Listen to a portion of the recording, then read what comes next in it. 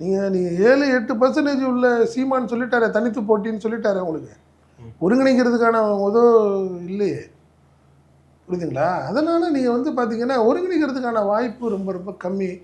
இன்னும் simple logic தாங்க. இப்போ வந்து திமுக கூட்டணி 35 to 40ன்னு வச்சுக்கோங்க. எதிர்ப்புங்கிறது 60% இருக்குது.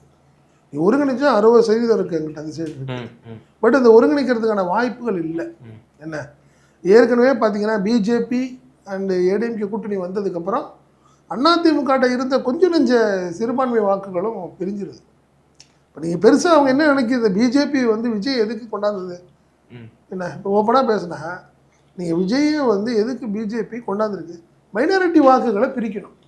திமுகவோட ஸ்ட்ராங் அதுதான்.